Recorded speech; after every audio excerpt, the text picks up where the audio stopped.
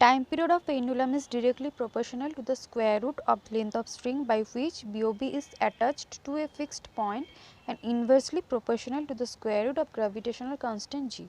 Time period of BOB is 3 seconds when the gravitational constant is constant g is 4 meter per second square and length of string is 9 meter.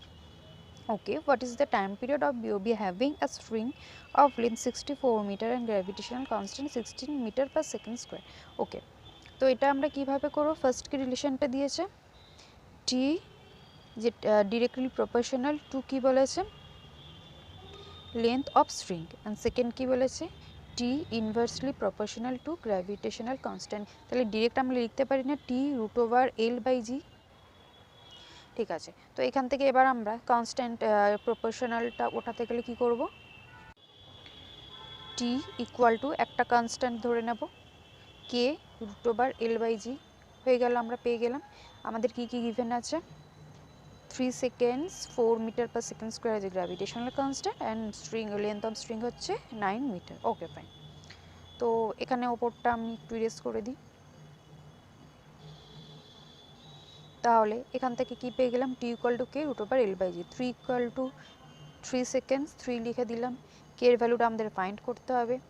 Root over এল কত আছে, এল হচ্ছে 9 metre length যেটা আছে, জি হচ্ছে জি কত দিয়েছিল 4 metre per second square. তাহলে রুটটা যদি এখানে উঠিয়ে দিই 9 এর রুট কত হয়ে যাবে 3 অ্যান্ড 4 এর রুট হয়ে যাবে 2।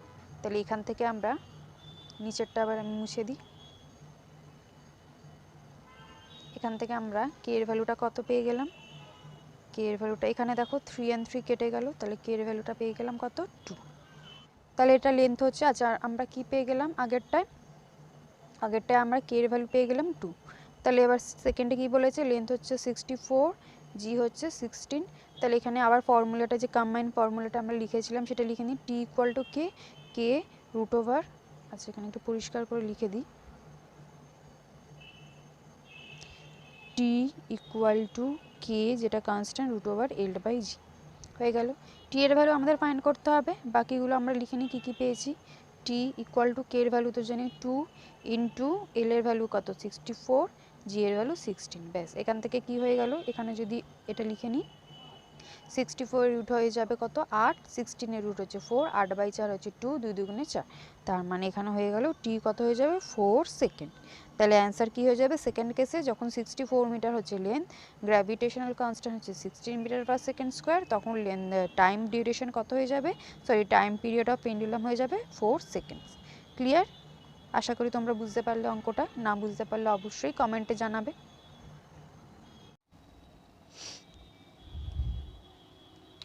তো নেক্সট অঙ্ক কি বলেছে, ₹4536 divided among 4 man 5 women 2 boys the ratio of a share men women.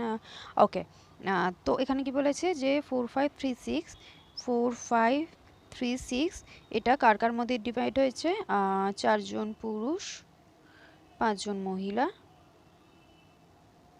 And 2 জন বালক, ইয়েস ঠিক আছে। কিন্তু এক একজন পুরুষ এক একজন মহিলা অ্যান্ড এক একজন বালক কত কত করে পাবে সেটা তো আমরা জানি, সেটা আমাদের রেশিও দিয়ে বলে দিয়েছে যে the ratio of a man woman and boy is 7:4:3। তাহলে কি বলেছে যে রেশিওটা কি ছিল 7:4:3। তাহলে রেশিও মানে কি একজন পুরুষ পাবে 7x যদি কমন রেশিও হবে হয় x, একজন মহিলা 4x অ্যান্ড একজন বালক হচ্ছে 3x। তাহলে এটাকে আমরা মুছে নিয়ে সিম্পলি লিখে দেবো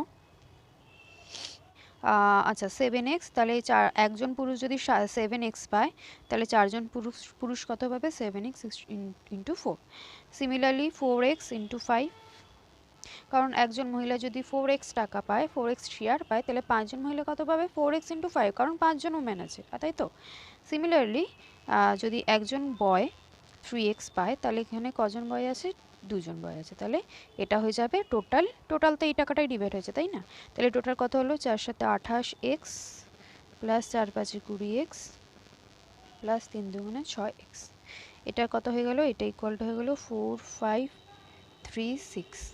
তাহলে আমি একটা কাজ করি এই ওপরটা মুছে দিই, কারণ তোমরা সবাই দেখছো কন্টিনিউয়াস, তো ওপরটা তোমরা দেখেছো।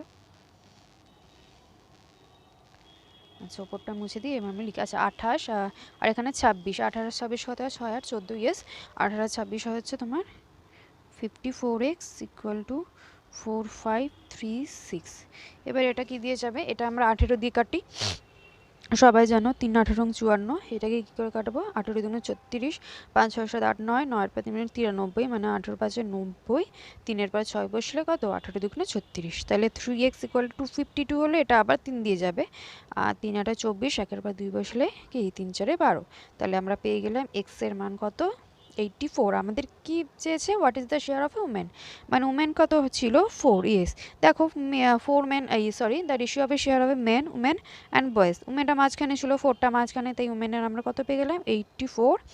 এক্স এর ভ্যালু তো আমরা পেয়ে গেছি, কিন্তু উমেনের ভ্যালু কত ছিল 4x ছিল, মানে এই যে 4টা, তো ইন্টু 4 তাহলে কত হলো 4 4 16, 4 32 33, 336, তাহলে একজন উমেন পাবে কত 336 শেয়ার, ঠিক আছে, মানে রুপিস যেহেতু আছে 336 টাকা। সো আশা করি তোমরা অঙ্কটা বুঝতে পেরেছো।